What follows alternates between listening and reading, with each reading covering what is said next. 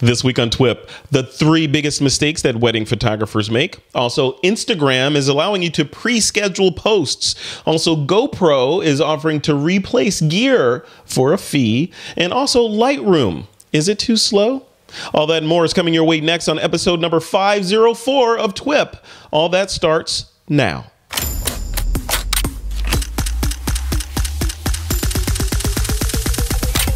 This is TWiP. Hey folks, welcome back to TWiP, your source for grown-up photography news and conversation. Joining me today to discuss some of the week's biggest photo stories are Mr. Bruce Clarke and Troy Miller. Hey guys, welcome back. Thank you. Thank you. Good to be here. Hello, good day. Did you say grown-up photography talk? Damn, I'm in the wrong room. Grown up. That was a subtle dig at there's a lot of not so grown up talk going on the internet right now. So I want to strive to not be that, you know. Raise the bar. Raise the bar, you know, raise the tide, float all the ships or something. But let's start with you, Troy. Yeah. What's the deal with you, man? You've been shooting since like the Cretaceous period or something, right? Yeah, 26 years this year, I think it is. Started in film. I started shooting Hasselblads and it was a hard transition to digital for me. It didn't happen on purpose. But I'm glad. Yeah. So shooting a long time.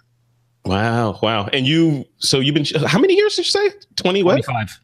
25 years. So you started on film. So you've seen it all, right? You've seen, or a lot of it. I'm sure you learn something new every time, but you've seen a lot of craziness in your time, right? You probably have a lot of beer stories. Yeah. There was a lot of transition from the film time to the digital time that I think was harmful for our industry that we're still trying to come out of. Okay, we're going to talk about some of that stuff. All right, we'll hold that thought. Bruce Clarke, what is going on, man? Welcome. Good to see you, man. I feel like it's been forever. It has been forever since we've been on a podcast together. This will be the first of a gazillion more, hopefully. It's good to be back. Yeah, you're up in Edmonton right now, right? Canada. I am. Yeah, that's where I'm hanging out. You've been up here. You've visited. I have. I've been up there visiting. Yeah. And I can imagine it's a little chilly. You're the only one on the show with a sweater on. So. Let me just have a quick check. I think the last I checked, the temperature was it's a balmy minus 22 Celsius right now. Oh my! Yeah, it's a little chilly today. It's a little cold. Yeah, I got one word for that: relocate. Yeah, exactly. I'm waiting for those agreements. They're trying to make an agreement with Australia that we can just like freely come and go between our countries and live there. And I'm just waiting for that. Geez. Yeah. Well, I feel bad for wearing a t-shirt in my, it's Northern California. It got pretty chilly here. So it was like, I think it got down to 60 degrees Fahrenheit today. So pretty bad. All right, guys. Well, let's dive into the show. We've got a couple of big stories that I want to talk about. So obviously this is This Week in Photo. So there's some news stories that I want to cover with you guys. And then we'll dive into the feature, which is all about the 3 big, and 3 is an arbitrary number, obviously. We may have more. But the 3 big mistakes that wedding photographers make or can make. So first story is Instagram. Instagram is about photography. So Instagram is adding in the process of adding the ability to pre-schedule posts, which I think a lot of people have been waiting for a while. They're rolling it out to businesses first, and then they're saying sometime in 2019. It still feels weird to say 2019. Sometime in 2019, they'll be rolling it out to us normal consumers. But it seems like a cool feature. I know there have been some third-party services that have tried hacks to get around Instagram to allow you to post on a kind of a pre-scheduled, preloaded kind of basis. What do you think, Bruce Clarke? Are you is this something that you're interested in or what? It is. And, it's something that I currently do right now. I use an app called Later, which is a scheduler that, basically lets you go in and it's, presents it in a calendar kind of view. And then you can, the reason I use it, even not even for the scheduling, I just find it's a lot easier to type out, what I'm going to actually put as the caption and the hashtags and all of that kind of stuff, as opposed to doing it on my phone. I'm not a millennial, so I don't text a lot. So I'm not fast at typing on my phone. So I'm still a keyboard guy. So I like to use it for that reason. But yeah, it lets you schedule them, and then it's not a direct thing. It basically posts a reminder on your phone that says, oh, hey, you have a post that's ready to go. You have to open that app, and what it does is it copies the text so that you can then open the image in Instagram and then paste it. And so there's still a series of steps that you have to, to go through to get the content out. So it's not perfect, but those are just some limitations of the Instagram ecosystem that they can't, have their app directly post to, to Instagram. Well, it's because they won't, right? Nothing is impossible in the world of code, right? So they're just not letting you do that. And there's other apps that let you do. There's one called Planoly, I think, that does a similar thing. You build out your Instagram posts on a schedule. And the cool thing about Planoly and those kinds of apps is you can build out a visual grid of the photos that you're going to be posting, so that you can have, when people visit your Instagram profile for the first time, they'll see a nice grid of 9 images in the same color family, same genre, all that stuff, if you want that. So yeah, your aesthetic, if you're really concerned about your aesthetic on Instagram, and that's a big thing, is you got to have this, it's got to be a pretty Instagram. It can't just be this mishmash and things. So yeah, definitely that's useful for that too. So yeah, Troy, what about you, man? I mean, are you a big Instagrammer? Does this post scheduling feature interest you at all?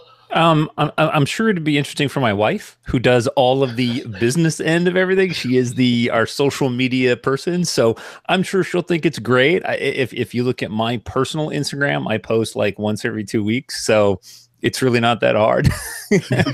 But she posts every day. I mean, yeah. So something like this would be really cool for her. Yeah, I think she would really dig it. Well, on the Instagram tip, there's 2 big questions that I want to throw at you guys. The first one is the idea of scheduling posts. Does that, I mean, yeah, it's cool, and it's like, okay, I can time shift. I can just spend an afternoon bulk loading the next month and a half, and I'm done. Does doing that take away from the kind of immediacy and, hey, I'm seeing what this person is doing right now-ness of a social media platform like that? Like, or I mean, I don't know. I mean, because I think it kind of speaks to what Instagram is doing, because they roll it out to businesses first. Because businesses, yeah, sure, we're having a Valentine's Day sale. Let's pre-program all of our posts for the week before Valentine's Day and roll up to that. But the average consumer, why would we want to pre-schedule posts if we're just telling people what we're having for lunch? Troy, what do you think? Well, for my personal page, I wouldn't. But for my business page, for my wedding page, I could definitely pre-post, because those things are pre-thought out. They're wedding teasers, or their congratulations to anniversaries, or things like that for my clients. So it would be great to be able to schedule those. Yeah. I don't know, Bruce. What do you think? I mean, does it take some of the magic away from the spontaneity? I think there's kind of 2 camps, right? You've got those that use Instagram as more of a daily sort of spew of, here's what I'm eating for lunch, and here's where I am, and here's what I'm doing. That's a good word, spew and lunch. I like that in the same sentence. and then there's others that want to use it as more of a marketing tool, as a mechanism for showing off their work, almost as a portfolio. And then I think in the middle of all that, you've got Insta stories. Right. So for me, I tend to use, at the beginning of Instagram, I was kind of, here's what I'm having for lunch. Here's more personal stuff on there. And I sort of moved away from that and just started trying to focus on posting my portrait and wedding work through the actual posts. And then more of the day-to-day, like what am I up to behind the scenes, that kind of stuff, I put that out on Insta stories. So the ability to kind of schedule that stuff is kind of nice. Like you say, you can sit down at that one, you got a chunk of time, you can schedule out some posts.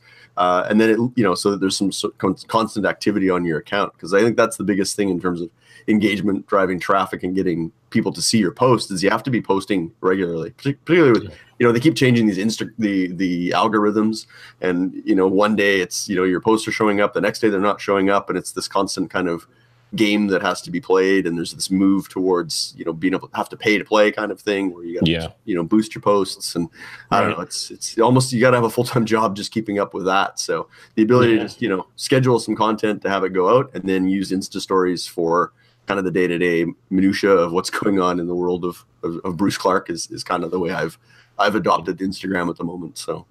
And how are you, both of you guys, chime in at will? How are both of you guys using Instagram? Well, Troy, you're not using it. Well, your wife's using it. Maybe we should bring her on camera here.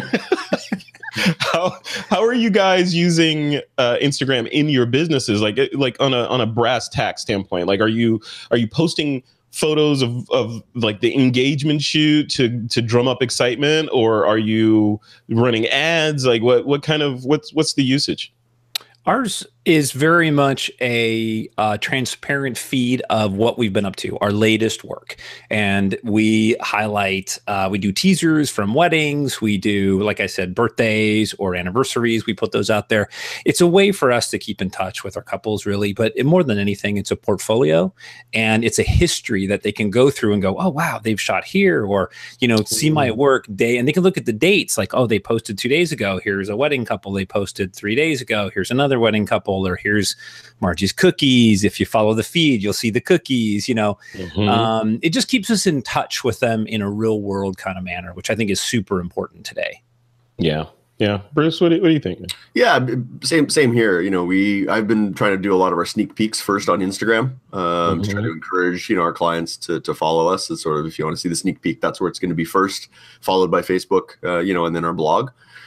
And that's, you know, that's worked fairly well for us. But also just connections with other vendors, being able to, you know, tag them and show off their work. So if it's, you know, a florist, or if it's I'm working with, you know, a cake designer, or it's, you know, a venue or what have you, right? Tagging them and featuring some of their content and things for that kind of that cross promotion and cross marketing. But a lot of it's focused on the clients.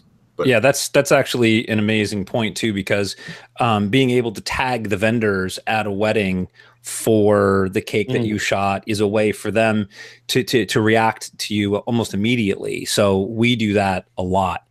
Margie does that a lot. Yeah, the royal we, right? Yeah, the royal we. Yeah, yeah, yeah. I don't know. It's interesting where things are going with this, with just Instagram in general, because one of the yeah, I had made a note to bring this up a couple of weeks ago. I'd gone to a barber and I was like, oh, you know, I got my hair cut, and I'm like, okay, how do I book you again? And he's like, oh, you just follow me on Instagram and book me through there. I'm like, this really is that one sentence made me feel old, because I'm like, kids today, really? In my day, we had websites that you could. Now it was Instagram and Facebook and scheduling.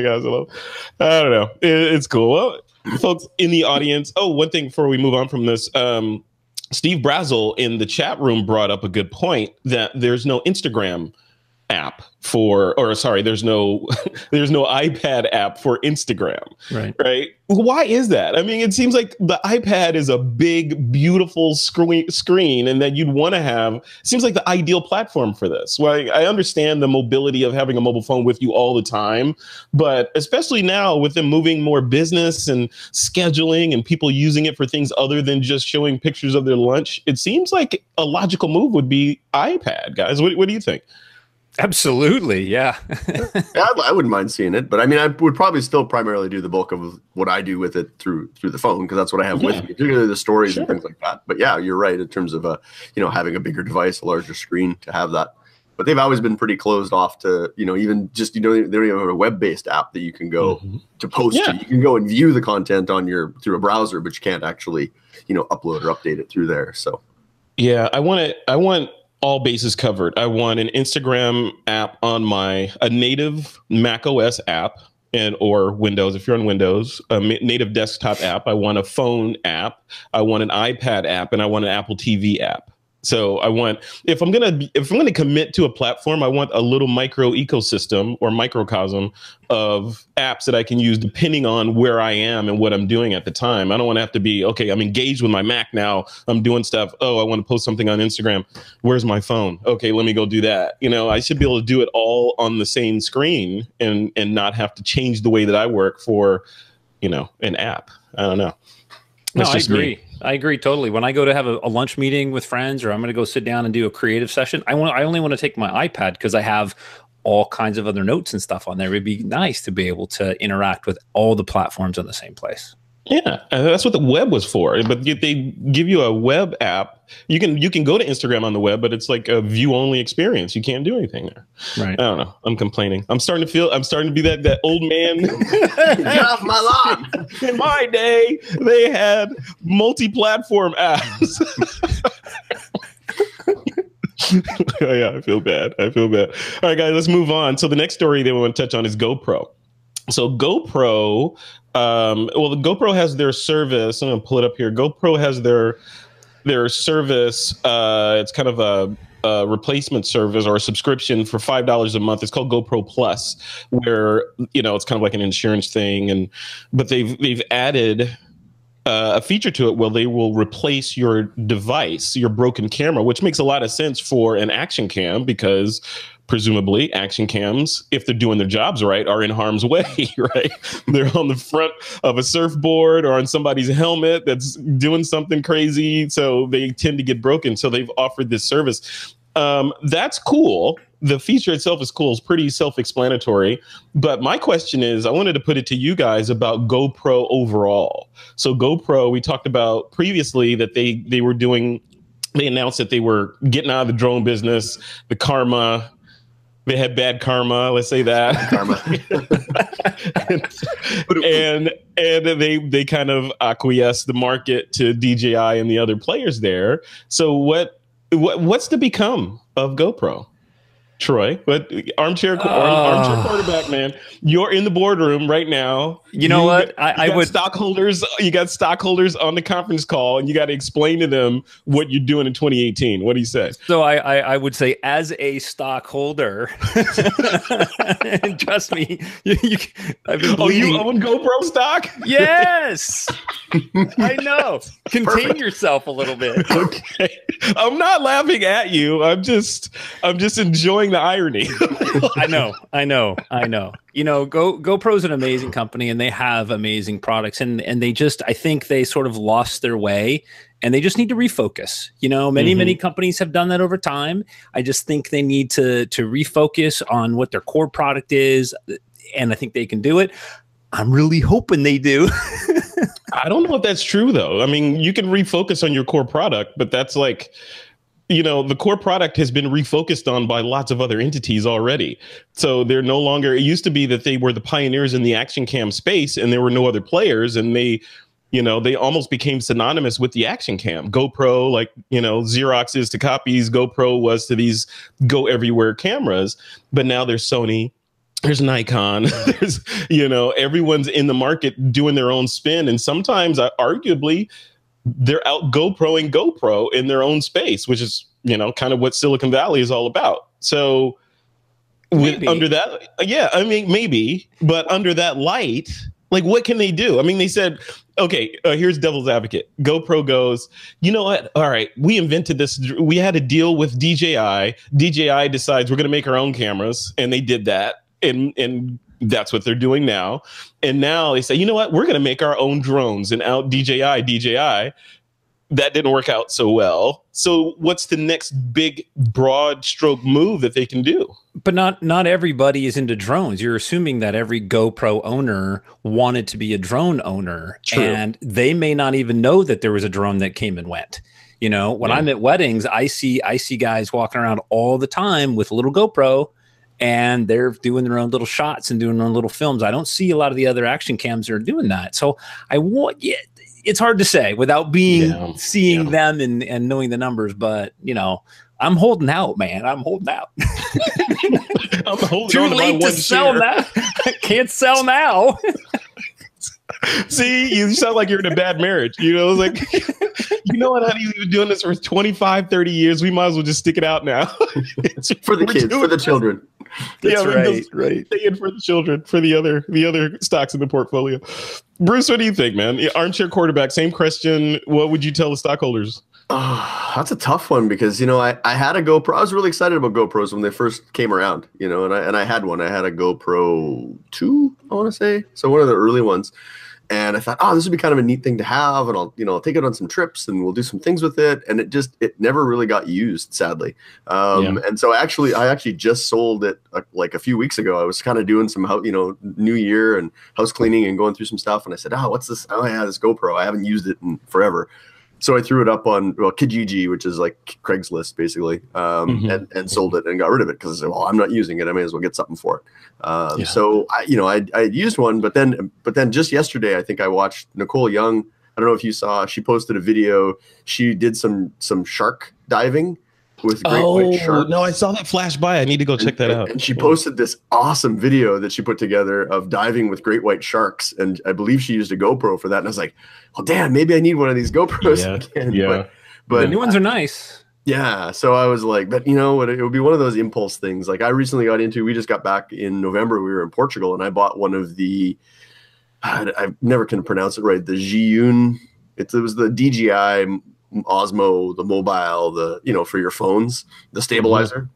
Yeah, I bought one of those, and I took that with us. And actually, I just posted on my Facebook just a video that I shot when we were over in Portugal, all on my iPhone, with that, and had a lot of fun with that. So that was pretty cool. And so I'm going to focus more on that. I find those kinds of things I'm getting a little bit more enjoyment out of. But certainly that there's more competition, like you said, in the GoPro space. And it's a mature product to some extent now too, right? So where else do they go with it? What else can they do with it? And once you have one of these things, particularly now, if you subscribe to their replacement plan, where is the motivation to actually go out and buy the next new one if the one you have is currently doing everything you need it to do, and you can get a new one, I think it's twice a year replaced if you're subscribing to this plan. Where's the motivation to go out and, buy one of these, buy the newest one or the latest one, right? So I don't know where they go. One of the other things you said was a really good point, and that's that they made these things. GoPro made some, and they continue to make some really, really good hardware, right? So, and they have to make it good because it's going to be stressed to the maximum, right? So then that becomes, it's going to last a long time. And when the next one comes out, do I really need it since this one is still working just fine? So yeah, I'm anxious to see what they do. I mean, GoPro's an important company in the photography space. And like some folks in the chat room are saying that there's a lot of love for GoPro in the chat room right now. So I mean, he said, he doesn't like the square form factor. So could they do something along the lines of a different form factor maybe? Sure. Is there opportunity? Like, is there need for that? Like, I don't know what the use case scenarios would be for different form factors, but perhaps somebody in the chat room that uses or could give us some suggestions as to what they would see. Maybe that's an area they could look at.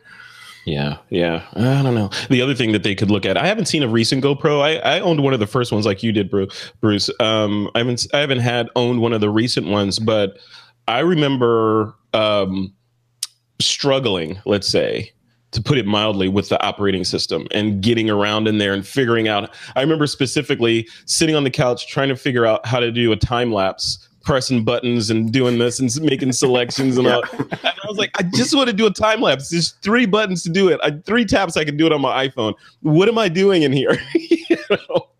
So yeah. So Troy, if you have any pull with the company, please tell them, that you'd like some UI love in that thing. I still have my stock and I still have my old GoPros, so I'm never getting rid of them. See, you're the problem. See, you should be trashing those things every new release and get new ones. I don't have a use for them. That's the problem. If I had a use for them, I would be out buying new GoPros. Yeah. Why do you own them then? Why did you buy them if you don't have a use for them? I bought them to shoot time lapse at weddings. It was great. But the problem was it took a lot of time to put them together, and I couldn't monetize that. So they ended up sitting in my bag, and now they sit in my bag. And yeah. Interesting. So we're gonna folks in the chat room, we will dive in there and interact with you in a later segment after we get through these main topics here. Thank you all. There's a vibrant conversation going on in there. So, yeah, there is. Yeah, trying to keep up. I love it. It's like a party going on in the other room that I can't not go even in. Interested in us. Yeah, we just provided background noise for them to hang out and chat. All right. The last one that I want to touch on is about Lightroom. So there's a story that came out from, let me pull this up real quick, from Petapixel, our friends over at Petapixel. And it was basically all about Adobe last year admitting that Lightroom is slow. I mean, really? Because we had no idea, right? We had no clue. In other news, the sky is up. Edmonton is cold. Exactly. Canada is cold. Yeah. So I wanted to. So obviously, that's a foregone conclusion that Lightroom. It's slow, but it's not the slowest app out there. So I wanted to throw it to you guys as professional shooters. Like, how does it impact you? Because first of all, are you using Lightroom? Secondly, every second counts, I would imagine, when you are processing thousands of images like you guys generate for one of the events that you shoot, does the slowness of an app equate to money down the toilet, or do you care? Troy, what do you think? I totally care. I don't know if it equates to money, but time is money, they say, right? So Yeah. if I spend 3 hours editing a wedding, and I could do it in 2, that means I can catch, another hour of the new Star Trek. That's got, it's stuff like that. That matters to me. Yeah. Not only that, it's frustrating. It's so frustrating. To see things lag and the screen not draw properly and so on and so forth. And I'm running one of the latest iMacs. It's not an iMac Pro, but it's a top end iMac, and it's better. But it's frustrating. I mean, I'm click, go, I'm ready. I'm ready to move the slider, and you're not ready. Yeah. Click and wait. And that adds up with thousands of images. Yeah. And so you are using Lightroom? That's what you use to process your weddings? I use Lightroom and Capture One. So right now I'm in the process of transferring or sort of moving my workflow to Capture One. All my personal stuff is Capture One. Absolutely love it. I've been working in Lightroom for so long that to change my workflow to Capture One has been a bit of a struggle. But I'm there. I'm almost there, and that's a whole long discussion. But it's amazing. I love Capture One. Yeah, we'll have to do a show on that, because there was a really good thread in the TWiP PRO community about Capture One and people moving over to Capture One, and it was both sides. There was like, it's hard, like they were basically, people were echoing what you're saying. It's hard to get your brain out of the pattern, the Lightroom pattern, and into the Capture One metaphor. But once you do, it's glorious, is the takeaway that I got. Yeah. And there's a level of tools in Capture One that Lightroom doesn't even come close. And when they came out with their Lightroom CC and they changed the other one to Lightroom Classic, I just really felt like, oh, that's it. They're done with me, and then Capture One is pushing layers and so much more depth of control. I'm like, okay, all right, that's where I want to be. Yeah, I don't know. What about you, Bruce? Are you a Lightroom user? And I does am. speed And affect you? Yeah, it does. I use it regularly, and I actually teach it as well. So I teach it at a local photography school here, and I just actually finished having my Lightroom class this past weekend. And the slowness for me is a big issue, particularly when they're dealing with large, these large raw files that we deal with as wedding photographers. We're throwing 3,000, 4,000, 5,000 photos at it from a wedding, and it's just glacially slow. And they keep saying, give it more hardware, and give it more hardware, and it still doesn't help. Nope. They've done some updates. There's the most recent update that came out a couple of months ago, or I guess back October, November, whatever it was supposed to be, some performance improvements. I haven't really noticed that much. It's very, very minor. So yeah, I mean, it's a mature piece of software now too, right? So the challenge with mature software is it has this legacy of code behind it that unfortunately kind of sometimes handcuffs them, and they almost have to get to a point where they throw it out and start over again. But that's a very difficult proposition, I understand, from software development. So then, of course, their answer was, well, okay, well, we'll just take the existing product and we'll come out with a new product, but we'll name it the same name of the existing product, and then we'll name. And it was just, how many people were confused in my class, and I was trying to explain like what the differences between were Lightroom Classic CC and Lightroom CC, and oh my God, I was ready to pull my hair out. Well, can you explain it to us here, please? Because yeah, it's basically. Go ahead. Basically, Lightroom CC is for people shooting on these things on phones, right, on mobile, and they want to have all their photos up on Adobe's cloud storage. Whereas the Classic is more your traditional desktop workflow, where you're going to have your photos stored locally, on hard drives and things like that. So it's really two completely separate apps. They've tried to really simplify it, dumb it down, stripped out a lot of functionality and features. But right now the problem with it is it's an all or nothing. So either all your images go in their cloud or none of them if you go the Lightroom CC route. And it can be a very expensive proposition to go, all your images in the cloud. You're looking at $20 a month for 1 terabyte of storage, which these days isn't a heck of a lot. Yeah, that's not enough. That's not enough space. No. That won't even won't even cut it. So, so it's just, I'd like to see them focus on the core product, right? That's what majority of people are using. I'd love to see how many people are actually using this Lightroom CC product that they're putting all this time, resources into, that they could be spending and putting on actually making the Lightroom Classic product a decent product, because if they don't, they're going to start losing the professional photographers. And I know lots of people doing the same thing. They're jumping to Capture One. There's other products coming out. You know, On One has been pushing really hard the last year or so with their On One Raw. I think MacFun is Luminar. They're working on something that's going to have a cataloging and a develop. You know, so there's definitely increased competition, and they're looking at it. You know, they're countering Adobe's move to your only option is you've got to subscribe monthly.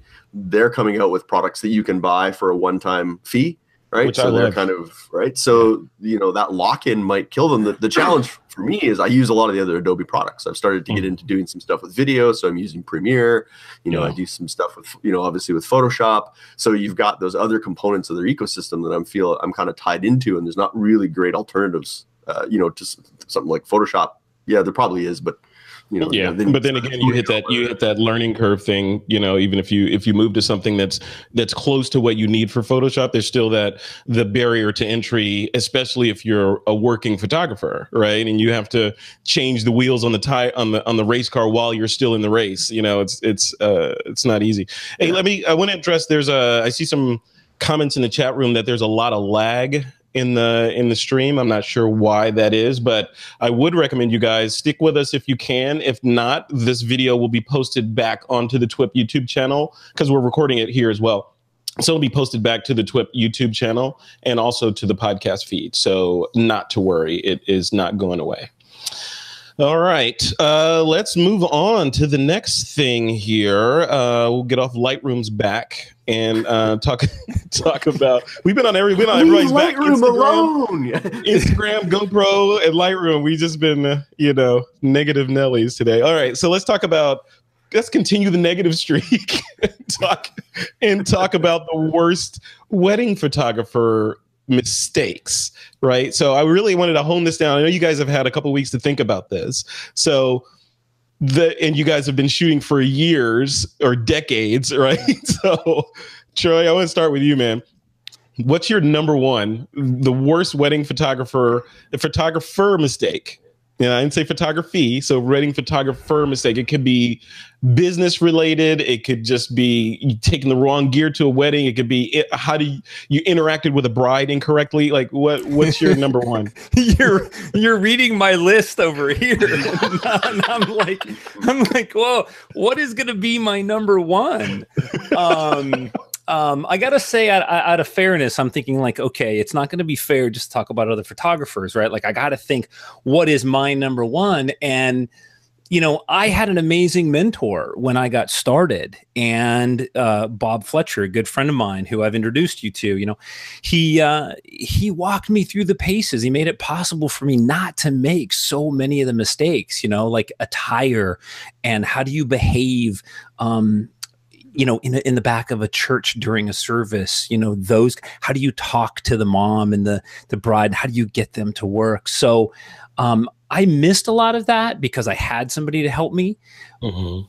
But what I hear from my vendor friends who come and go, oh God, Troy, I'm so glad you guys are here today because it's not knowing how to shoot a wedding. And I know that's kind of general. They don't know their gear. They don't know the flow of the day. They don't know how to pose.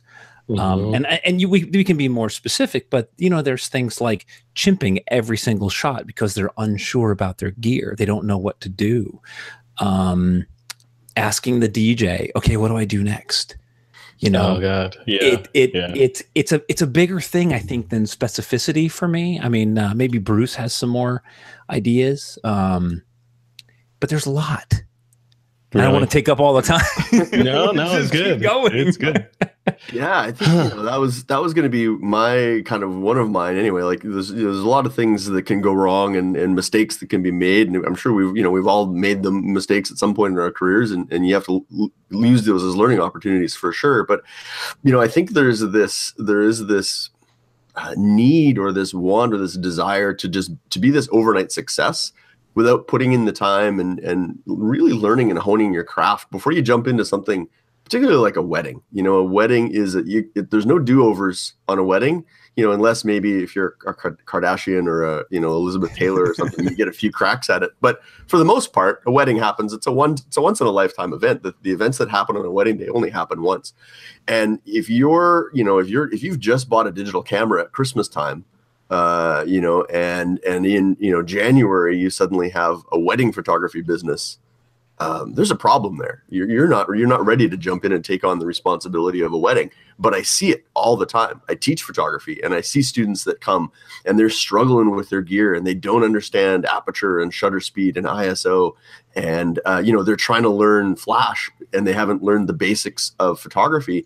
And they're like, well, I asked them, you know, why are you in the class today? I said, well, I've got a wedding in a couple months. I'm like, what? Like, you know, some of them have never. I had one. She had a wedding coming up, and she's never been to a wedding.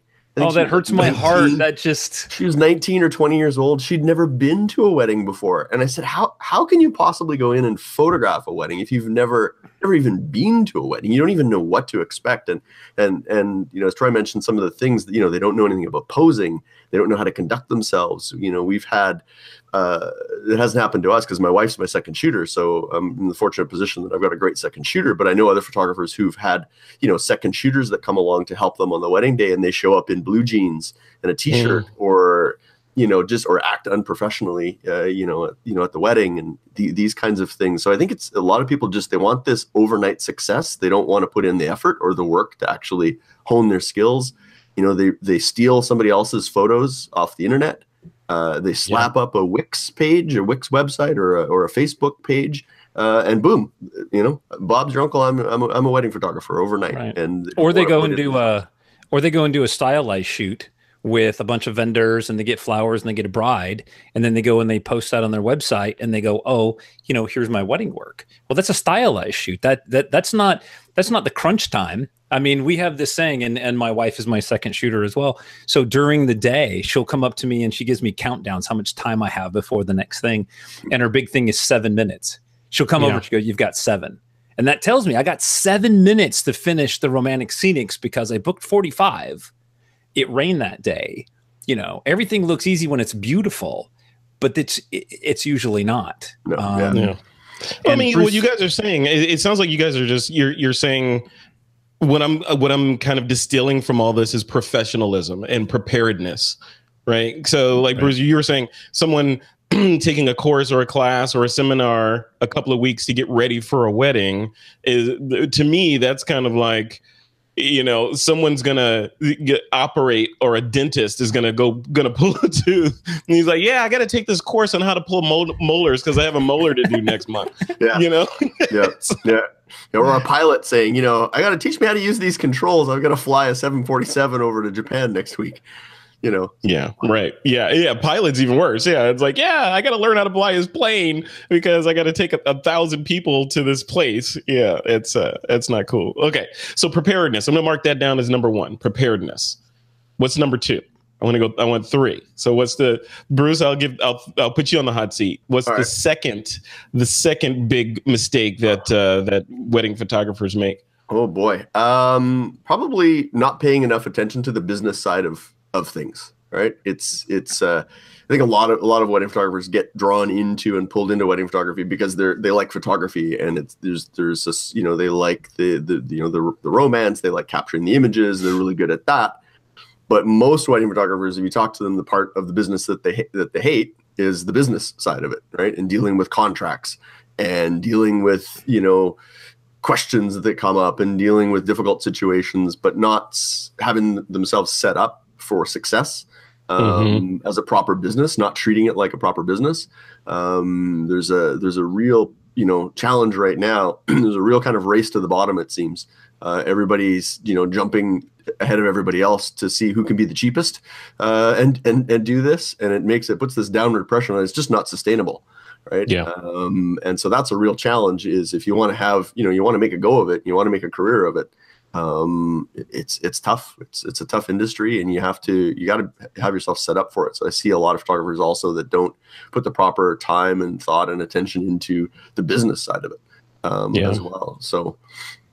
And what does that mean? So the business side, does that mean you should be hiring a CPA to help you set your books up? Does that mean, and Trey, I'll aim this at you because I know you're running down this road as well. So does that mean hiring professionals to handle the things that you can't do well? Does it mean signing up for a FreshBooks or a QuickBooks or some kind of accounting software so that you can manage things, or what? What is making sure you have your business covered mean?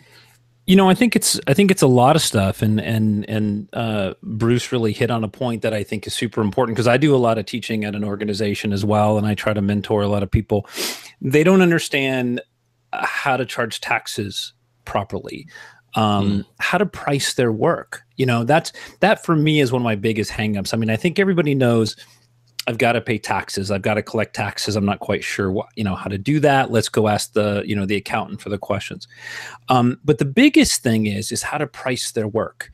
And, you bring somebody in who's new and they think, oh, well, I'm going to look at the industry around me and the average photographer here is $3,000, $4,000. Well, I'm going to shoot weddings, so I should be somewhere in there. And it's not, because, if you overcharge for what you can deliver, you're only going to disappoint that client. And then that client is going to forever think, well, this is how wedding photographers are. They're going to be expensive and I'm going to have to tell them how to shoot. And we are constantly having to prove to our brides and our couples that that's not going to happen with us, right? Maybe they had a bad experience because that photographer did that. And sometimes it's innocently, a new photographer wants to start out, they undercut their price to get some work. And what they don't realize is they're setting themselves up for failure in the future, because now people assume, oh, well, it's $600 is a fair price. They'll be there for 12 hours. How are you any better? And on the surface, right, like looking at a website, reading a list of options, it makes sense, right? It's hard to see that difference. So the business side is a lot more than just what you charge. We're counselors, we're therapists, our brides will send us photos of what their table decorations look like. Well, what do you guys think? Or here's my veil. What do you think of this cathedral veil? Do you like this? Will this photograph well? And you have to be, that's all part of the business. It's not just, oh, I'm going to charge X amount of money and I'm going to go shoot. It's going to be fun. We're going to have a little, no. No. Well, it's the lure of the spreadsheet, right? It's like, like in internet marketing, it's a little number multiplied by a big number equals a really big number. So, hey, if I charge $1,200 a wedding and I can squeeze in 2 weddings a weekend, how many weekends are there in the year? So, that's a lot of money. I'm rolling in it. I'll have my Tesla by this time next year. Right? Well, some perspective is I don't do more than 30 weddings a year, right? So that's 30 weekends out of, what would that be? 52 or there's 104, like 52 weeks, 104 Saturday and Sundays, even more. You're like, dude, you're not even working. I meet with my clients 8 times. Engagement shoots, sales, meetings, phone call. I mean, 30 for me, and I know there's people that do more, but 30 for me, that's it. I'm wiped out. I want to give, that's how my business works, Because at 31, you're not delivering the product that people would expect you to deliver, right? Because now you're exhausted, right, and you can't spend as much time on the other weddings. You found your number, right? Some people's number may be 40, some people's may be 20, but you found your number, right? Bruce, do you have a number like that, or do you just take as many as you can pack in there? No, 15 to 20 is my number here. We have a really retracted season too here because of obviously the weather and the climate. Winter weddings, they're becoming a little bit more common, but certainly a lot of people from here from basically November till about May, it's crickets for wedding season. It's pretty quiet, right? So you really have 6 months at most that's kind of when you got to make your season is in 6 months. And, I know some photographers here right now, it's a tough economy right now where we live, and the economy is still kind of recovering. I know photographers who, rely on having 15 to 20 weddings a year to make ends meet. And I know some photographers last year in our city here who dropped suddenly to 2 weddings, so when you go from 20 weddings to 2 weddings, that's harsh, right? And talking to a lot of wedding photographers this year in the city where I live, it's the same boat for a lot of people, a lot of fantastic, exceptional photographers who I know do fantastic work. They've been in the industry a long time. Talking to them, and they're like, how's your year looking? How's your season looking? And they're all kind of in the same, they're like, I've got 6 weddings this year. I don't know what I'm going to do. I got to maybe look for another job. So it's tough, right? And you've got so many now that are coming into the market. There used to be a time when I knew a lot of the photographers in the city, and now you go to a meetup or we're part of these different Facebook groups and whatnot, and there's hundreds, and nobody knows who anybody is anymore. And so that's also not helped the market too. It's just this influx and flood of new photographers that have come into the market, but they've come in at such a low rate, because maybe they have a full-time job, so for them it's a little bit of side pocket money. So they're not treating it like a real business, and so that becomes really hard. And then when they want to make that leap, they find themselves in an industry and a business that's tough because nobody's making a go of it. So it's this constant it's this constant cycle. But we've heard about that. That was an argument I remember from way back in the Pictage days. You guys remember Pictage? I do, yeah. Yeah. I remember back, one of the arguments that was going on back in those days was the shoot to burn photographers being the enemy of the high-end photographer. In other words, so people that are listening to or watching this, it was the photographers that would say, hey, you know what? For $500, I'll show up at your wedding, I'll shoot it, and I'll give you a disc. I'll burn a DVD with all the JPEGs or RAWs or whatever, and then you have at it and do what you want. And I wash my hands. Just give me my check. I'm out of here. Mm-hmm. And I'm curious to know what you guys think about that. Were those people, did they permanently damage the market and the perception and the value of the artisanship behind photography? Somewhat.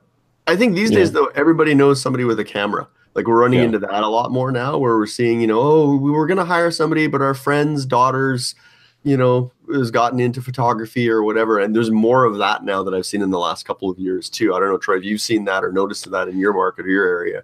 Yeah, absolutely. There's a lot of weekend photographers, but I would say, I've been in business for a long time, and I've seen this come and go. And what I think happens is that when you have an influx, it's a race to the bottom.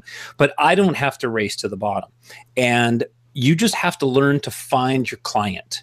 Right. Yeah. Like we let's use food, for example, right? Because everything should be about food. I'm good with that. But, if you feel like going out for sushi, the barbecue place isn't really in competition with your business, but you've decided that that's where you want to go today. So what I would suggest for photographers coming up, or for somebody who's struggling in their business, look at where your market is. Look at who you want to reach and find out where they are. Because then you're not actually competing with the $500 shoot and burn guys, because your clients, they want wall portraits or they want wedding albums. Yeah. It's hard to do, and I totally get it. It's hard to build that business, but my clients are so focused on, we want to build our album and we want to put up wall portraits and things. It makes it easier for me to not compete with the people who are weekend shooters. Because we're different clients. My clients see the photography different. Yeah, that's interesting. I mean, that's basic marketing right there, right? I mean, right. You don't, and I say this a lot to people when I put on my marketing hat. It's who do you want to be? Right? Do you want to be Tiffany's, or do you want to be the jewelry counter at Walmart? Right? You have to know your client, and it's an easy statement, because when I teach business classes, we talk about that. Because Tiffany's and Walmart have different clients. Yeah. I mean, core clients, right? Like, there's overlap. We get that. Mm-hmm. But they market differently. Their color palettes are different. Everything they do is different. Yeah. I'm marketing to a different core bride than somebody else down the street who's, budget. And that's good. And those brides that look at you know what they're getting, and they know what they're going to be paying for. It's a known quantity versus, right. And I was saying in the show, Bruce, I don't know if you remember this, a couple of years ago, we were talking about wedding stuff, and it was I think he said something around, it was either you or Robert Evans. I remember it was around the fee that you pay the wedding photographer is if it's a pie, a percentage of that pie goes to the artisanship of the photographer to create stunning images. But there's another slice of that pie, which is insurance. right? Mhm. So you're paying for someone not to screw up your wedding. Mhm. Right. So if you don't pay insurance, you're going to get somebody that's going to be like, hey, sorry, but my autofocus wasn't working for half of your wedding. I'm Yeah. sorry. And I only showed up with one camera and one lens. So Yeah, my battery died. Sorry. So I did the rest with my phone. I hope you don't care about that. Yeah. So, But that's totally true, though. I mean, you know, Bruce, anybody who's been shooting for a long time, you've walked into a scenario and then all of a sudden everything changes. Maybe it rained that day, or the bride is 2 hours late. For whatever reason, it doesn't matter. Her expectations are the same. She still wants you to create those magical moments. You know, maybe she bought a cathedral length veil and there's no wind to help you out. You know, you've got to make it work, and there's no excuses when you're done. Yep. But that's also why I love this job, because it's not easy. No, you know? Yeah. That's for sure. All right, guys. Well, let's close this off with the final thoughts here. We got through two. I don't know if you guys have a third that you want to throw out there, Troy. You have a third mistake that you want to warn the folks away from? I do. I actually have a list, but this one's at my top. Jeez. I feel like another show is going to be in this. And you know, I mean this in the kindest way, though, is photographers get so wrapped up in what they're doing that they often forget that there's a whole nother event going on. And photographers, especially in a wedding, have to realize that you're not shooting for you. You're shooting for the couple. You're shooting for their memories. And if you have to be able to read your couple, if she's worn out or he's worn out or they're done, doesn't matter how beautiful that sunset is. You have to let them enjoy their day. Yeah. Don't take them out and disappear for 45 minutes during the reception because the sunset looks good. Take them out for 5 minutes and then come back. And that would be it. Basically, you shoot for the client, not for you. I like that, because that's really good, because that goes to being what's empathy, right? So having empathy for the client, and that this is their magical day. Yeah, you got a job to do, and you want to make sure you have some good pixels to work with in Lightroom or Capture One or whatever later, right? But at the same time, you don't want to dominate their day getting your stuff, right? So I love that. That's a great point. Bruce, what do you think? You got any parting shots or for a number three? Yeah. And this is something I still struggle with even after 10 years in the business is trying to not always take things personally. It's hard sometimes to separate the personal from the business, right? We're hired to do a job, we're hired to capture these images, but we also get fairly close to our clients. We get to know them pretty well. You know, we're there for moments that perhaps nobody else gets to be a part of. For example, you know, the first look, for example. Sometimes, you know, even their closest friends and family aren't there for that. You know, we're there in that moment. So we tend to form a really good relationship, and hopefully everything goes well and there's no issues and there's no problems. But sometimes there's things that happen, things that come up. Sometimes things that are beyond our control as photographers that could lead to, you know, there being some disappointment or, you know, or you know, regrets after the wedding when the bills start rolling in, and you might end up being the one in the line of fire. Even though you did a fantastic job and delivered great images. I see this a lot in forums and things, and say, oh, you know, it's finally happened. I have, you know, the upset bride or the upset groom that's not happy with their photos. And, you know, they share the gallery, and all the other photographers say, like, they're, you know, they cray because this looks fantastic. And there could be other things going on, you know, outside of their world that, you know, maybe somebody lost a job and they're just, you know, they're panicked with bills. And so sometimes it's hard to not take some of these things personal and separate them from the business. And I struggle with that sometimes too. Things will come up, and sometimes it's hard to not take them personally and kind of separate them. And I tend to hang on to things a little bit, maybe more than I need to. Right. Yeah. And so I think just being able to kind of let go, you know, and separate the business side from the personal side. One little thing, a mistake we made in our first couple of years in business is not taking enough in as a retainer. So this might help some photographers that are out there. You know, when we started our business, the first couple of years, we were only taking a small amount as the retainer. In our first year in business, first full year in doing weddings, we had 6 weddings booked, and we had 3 of those weddings cancel on us. for various reasons. And we were only taking a small amount as the retainer. And so we learned very quickly at that point, we need to bump up that retainer amount to make sure we're protecting ourselves more, because we're essentially guaranteeing our services and we only have a finite number of those Saturdays and Sundays. Did bumping the retainer up, did that eliminate or reduce the number of cancellations, or did it just, you still had cancellations, but you had more money in the bank at the end of the day? Yeah. It didn't really change anything as far as the cancellations. I think that was just that was a bit of a weird year to have like half of the weddings we had booked cancel. We've had, each year there's usually one that either they have to postpone or they cancel or something that comes up, right? But so we took that as an opportunity to improve our business. We looked at things that happen and mistakes that happen, and those are always learning opportunities. You have to stop and look at those and say, what could have I done better? What could we change? You always have to look at those mistakes. That's how we learn. That's how we grow our businesses. We have to look at those mistakes and we have to accept them and learn to grow for what they are, rather than just sort of sitting back and go, oh wow, that bride and groom, that's their problem. Love it. You gotta, anytime you put your ego on the line by creating or by doing creative work that's for sale, you got to have a thick skin, right? Yep, you do. Yeah, because people will be in bad moods or for whatever reason don't like your work, or like you say, financial difficulties or whatever, and then it falls down on you. And so then that's where the professionalism comes in. Like we were talking about at the beginning, you have to be the consummate professional, I think, in any kind of genre where you're doing customer service based things and trading on your creative talents. You have to take the high road all the time, because I can't imagine either one of you getting into a shouting match with a potential bride. No, never.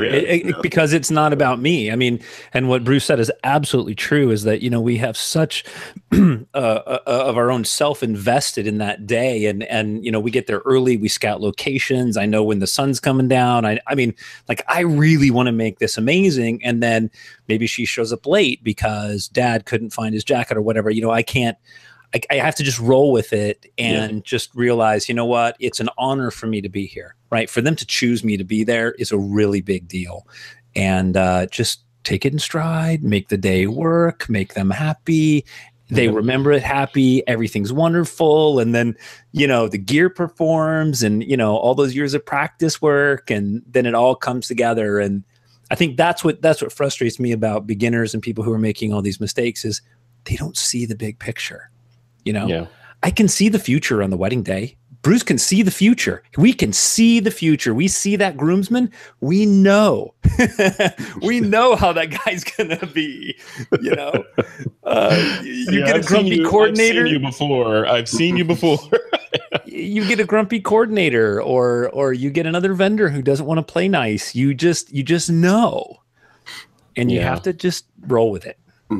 I think to put the end cap on that is, you guys were talking about what to charge earlier, and I think if you feel like, even subconsciously as a photographer or vendor, if you feel like that you're adequately or well compensated for the job that you're doing, it'll affect the final product, right? Where on the other hand, if you feel like you're that $500 photographer and you have that snotty wedding coordinator or the angry DJ saying get out of the way or whatever, you're like, I'm getting $500 for this, man. I don't care, right? Yeah. So it's going to affect the final product. So I think it's that's not to say that you shouldn't be professional at all times, but I think even subconsciously, if you're getting paid, let's say I'm picking a number out of the sky, $5,000 to shoot a wedding versus $500, and that $5,000 is going to make you have much more tolerance, I think, at the end of the day for a bridezilla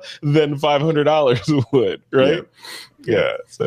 So, all right, guys, let's move on to. We're going to close out the show in a second. I think we had some technical difficulties on Google. There's the buffering. I'm getting people saying the buffering is just insane. So sorry about that, guys. But let's just run through these questions real quick. The first one is from Mike. Mike says, how has the wedding photography business changed in terms of revenue potential over the past or the last decade? Is it still worth it? Sorry, you've been in this longer than me. I'll let you take that one. I do think it's still worth it. I really, really do. It's hard to achieve that plateau where you're in the business and you're making a living now, there's a lot more to go through to get here. And I will say we haven't changed our prices in probably, I'm going to say 10 or 15 years. Because my market where I'm at will just not bear more. So I am putting in more time. However, it is profitable and I can make a living, and I'm really happy with where I'm at. I'm happy with what I make and the number of weddings that I do. So short answer, yes, you can. And it's worth getting into. Interesting. Okay.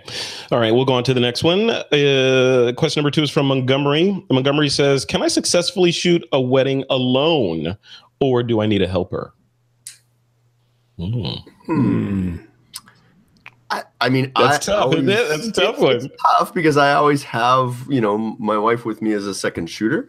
And there's certainly, she's invaluable in terms of, the assistance she provides, and she enables me to do certain things that if I was by myself, I might not necessarily be able to do. Just the ability to even if it's something simple like going to move lights or grab some gear out of the car that we forgot or something like that. It gives me that opportunity to capture something that maybe I might have missed had I had to go myself to go get it. So having that second person there is just, it's somebody to, bounce, if you have that moment where you're a little bit frustrated and you don't want to, obviously that's not something you want to show to the client, but you got to let off steam a little bit. That's maybe a moment when you've got somebody to talk to in the car on the drive between, formals to the reception, you can right, hey, let's right, get it right. out. That, so-and-so. And then you put on the happy face and you carry on. So it's, just to have even that emotional support there with you on the day, I think is really good. Sometimes situations happen, I've had, I've second shoot still with other photographers, and, that if they've fallen sick, or, I had one girl that she went to go do something and she cracked her head open in the middle of the shoot. She hit a tree branch and she came out of the bushes and she's, bleeding. And so she says, you got to take over for me for a few minutes here while I go, suture up my head. And so having that second person there, is good. Do you have, I probably could go and shoot a wedding by myself. I've done some smaller, shorter engagements, 3, 4, 5 hour weddings where I've done those just by myself, shorter days. But usually for the longer full days, the 8, the 10 to 12, I find it's helpful to have, a second person there with you, even if they're not a second shooter, even if they hire an assistant that's just going to help you kind of lug gear and go grab your granola bar or something when you're in the heat of the moment. Right. Yep. Sometimes that's helpful to have, right? And there's a lot of newer photographers. That's a great example of position for a newer photographer that's maybe wants to gain that wedding experience, is to come along, and it might not be sexy or glamorous. It might be dragging and schlepping gear, but it's a great way to experience a wedding day and really see everything that goes into a wedding day before you actually take one on yourself. So that, that's an opportunity as well for newer photographers that are looking to kind of get into that space. Yeah. So, yeah, that's what I used to hear that a lot, is, the path, the path to this kind of business is apprenticeship and second shooting until you feel comfortable, and then you take on the reins, and then you bring on a second shooter, and so on and so on. Do you agree with that, Troy? I do. No, everything he said was absolutely true. And I think that this is one of those type of careers that being an apprentice is so important, because you have to understand what's going on before you engage in it. I will say though, I mean, if you're a female and you're shooting by yourself, you have a little bit more access, like to the girls' rooms, the girls getting ready. Can you go in and check on them? So having that second assistant, because shooting with my wife, it's great. I can go I'm going to go shoot the guys, go check on the girls, see how they're doing, see if they're ready. And that's awesome. That's an amazing way to work. I do end up tying a lot of the corset dresses and fixing veils and things. Yep. You have to be able to do that. But yes, I would almost say I don't want to say it's mandatory, but I would strongly suggest that you take along an assistant, even if it's just to help you carry stuff. I love that. Yeah. So I would say it sounds like the exception to the rule should be shooting a wedding alone, right? The rule should be, if at all possible, I'm going to shoot this with at least one other person, but stuff happens. So, you know, if I have to do it alone, I can do it. And I'm proficient enough to shoot a wedding solo. But if I can, I'll do it with someone else. And Troy brings up a good point too about the male female dynamic too. It's, you know, there are some cultural weddings where there are certain times like in a temple or some of these kinds of things where you know, I've shot some weddings where, you know, the female isn't allowed into a certain area. For religious reasons, right? So I'm the only one that can go back there, and vice versa, right? The same thing. And even for you know, a big issue in our industry right now that's being talked about right now is, you know, obviously with the whole Me Too movement and things like that, is things are dealing with sexual harassment. And, you know, a lot of female photographers, particularly wedding photographers, you know, sadly have to deal with this, you know, at weddings with, you know, overly aggressive groomsmen and whatnot. So having that second person there, you know, to kind of have your back and keep an eye on things, I think is important. It's sad that it's come to that in our world that's happening, and I feel, you know, awful. But I know friends who have experienced that and who've gone through that at weddings, and it's, you know, I can imagine it's a festive event. You got people that are drinking and partying, and you got this person running around. Well, just to have somebody watch your gear is important. You know, like, hey, I'm going to go shoot the cake cutting. Can you watch the bags? Yeah. Yeah, I remember, you know, Sarah be everywhere. I think said one time a few years ago there was a pattern. I think it was in LA or something that there were thieves were going around and they were targeting weddings, and they were showing up dressed, you know, like nicely dressed in suits and stuff, and they were going into weddings and casing the room and looking for photographers' gear and walking out with it, and they were dressed nicely, and nobody asked questions, and this was a problem, I think, at one point in time. Wow. Yeah. Humans. Now you just gave everybody that idea, Bruce. Yes, well, I think that idea is already out there. So. I know what I'm doing this weekend. All right. Last question real quick is from Thomas. Thomas says, what's the best camera system for weddings? That's a loaded question. Literally. The one that works? Yeah. The one you have with you, the one you can afford, the one, I don't think there's a right question to that, right? I mean, or a right answer to that question. No, I don't think there is a finite right answer. I will say that, you know, the gear doesn't make the photographer, but a good photographer can take advantage of the gear. And I shoot with all top end Nikon gear, so like the D850, the D5.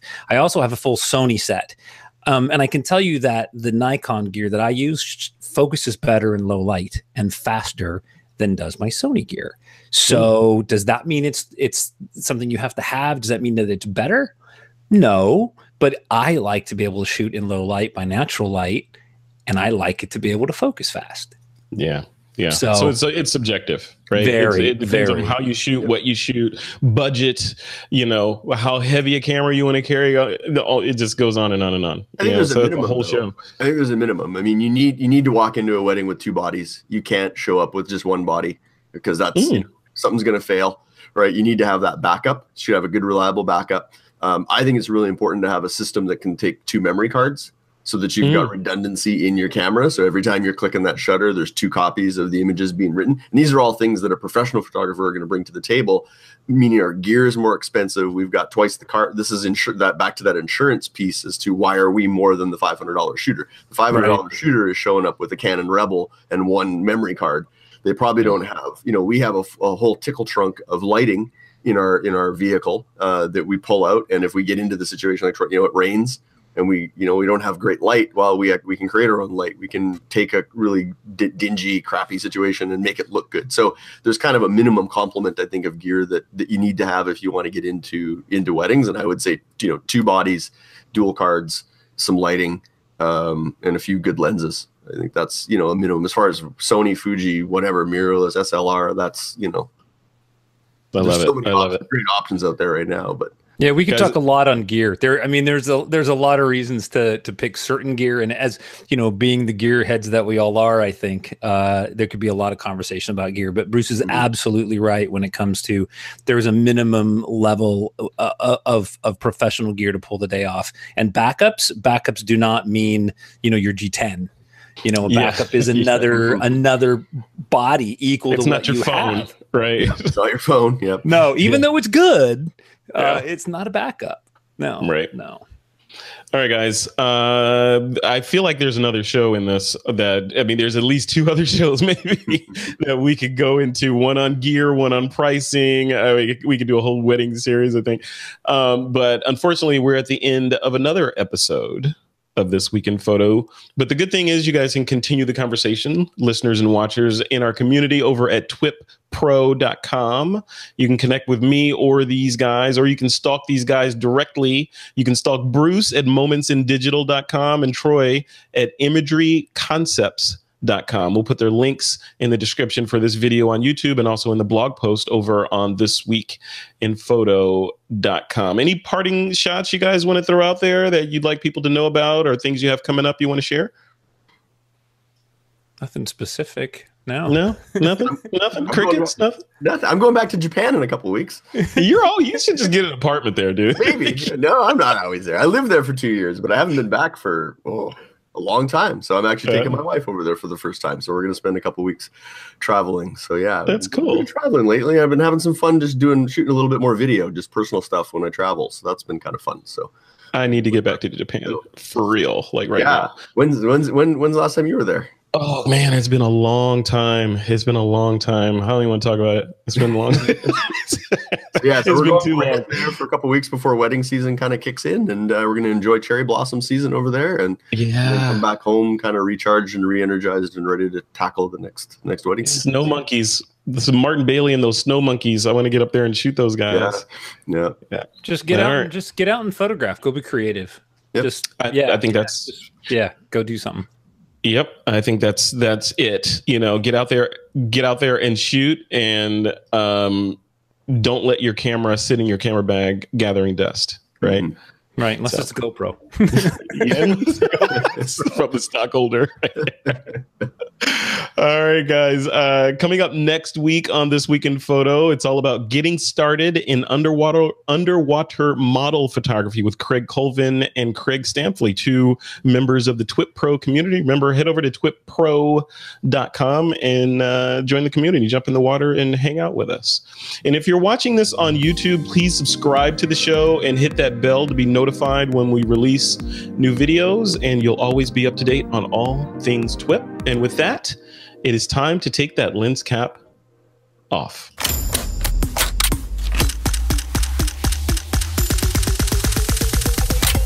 This is TWiP.